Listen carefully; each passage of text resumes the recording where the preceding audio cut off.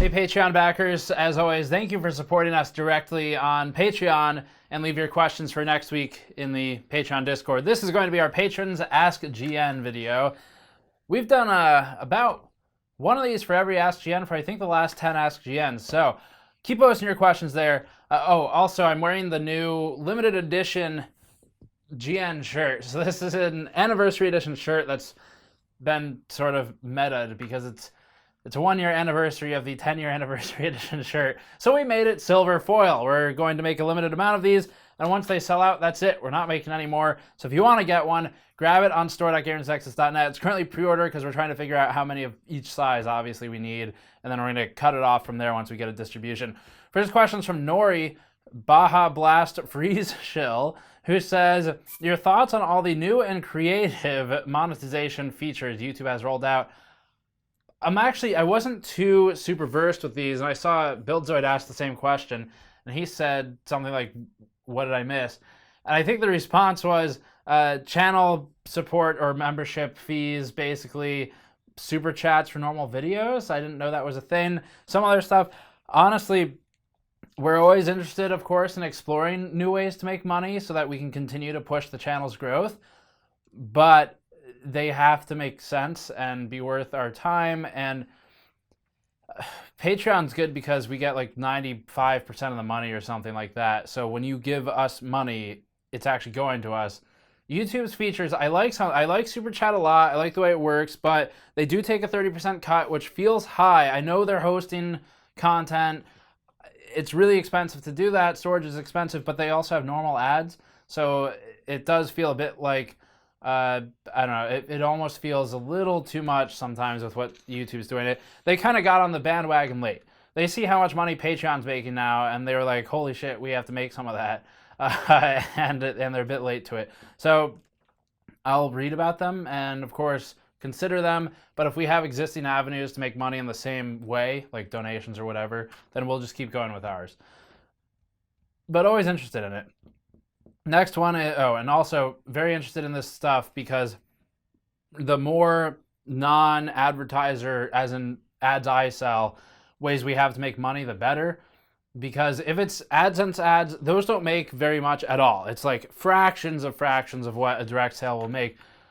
But the more money we pull in either through supporters or through YouTube rather than through like the big manufacturers that make the stuff we review, the better, because I want to distance myself from the manufacturers financially as much as we can, just so we can keep doing what we're doing without any concern whatsoever, ever.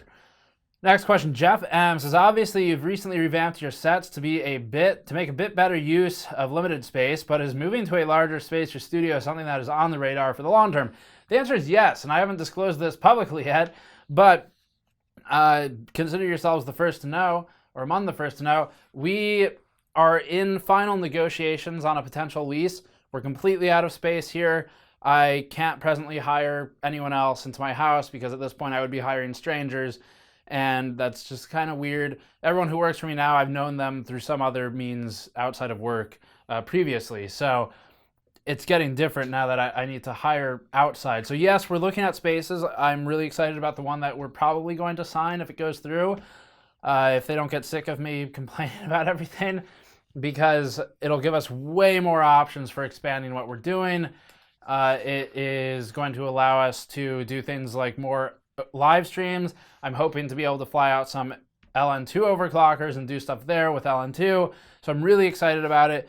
It's I'm keeping our overheads as low as possible, so we're not going crazy with this, but it's a good upgrade without spending an unnecessary amount of money on it, because obviously we're, again, trying not to rely too much on manufacturers. We obviously have an approach to business that doesn't make as much money as an influencer would. I am going to stick to that, I promise you and myself that, and in doing that, it means that we're getting a space that is financially responsible, but will allow us to do really cool stuff. Super excited about it. Basically, I'll be able to do more testing than ever before because I won't have to spend time setting up and tearing down benches, like 10 minutes for every single test I want to do, because it's just a huge waste of time, obviously, to do that. So, and when I say 10 minutes, I mean like hours a day potentially wasted doing that. So it will be a massive change. If we move, it'll be a little, I guess I won't disclose when that'll be, but we're in final discussions for at least. Next question is from resident Bethesda Shill, who says, Steve, can you do an askgn-questions dressed as Jesus for the luls? I think I'm going to pass on that. I'd probably get in a lot of trouble.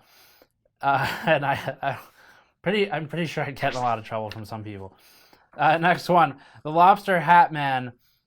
Thanks for providing such great content. I was wondering if you guys are going to review the Inwin A1 small form factor case. I'd really like to see if there's There's not a lot of info available on the case. Yes, there's not a lot of info available because I think they started shipping finally during Computex, so no one was home.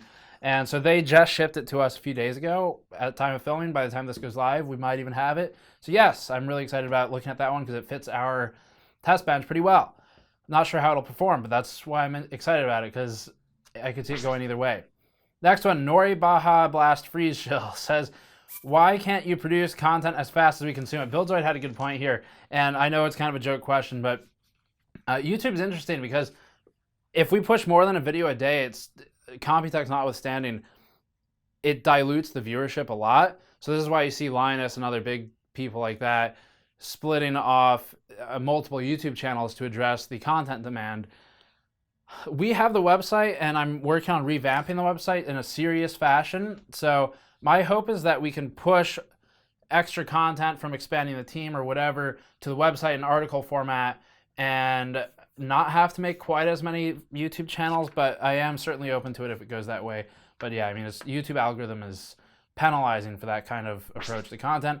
Last question, Stu says, why is your PC so bad? Seems like you of all people could greatly benefit by upgrading to Ryzen. Actually, no, because the PC I use is for things like, this is more of you sending me questions, is for things like Chrome, QuickBooks, business operations, calendar, stuff like that. So no, actually, I couldn't really use a better one. The high-end components I use for all of our test benches, and anything else is in editing machines. I'll probably build something better in this office I just mentioned, but also I tend to benefit more from high-frequency stuff because the applications I work with are very single-threaded. So I don't know. I don't need it right now, and I'd rather save all those parts for test benches where they're more useful for making content.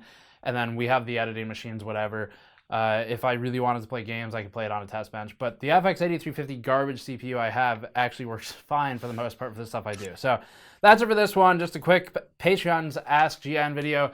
As always, leave your questions in Discord. Thank you for supporting us very much. I'll see you all next time.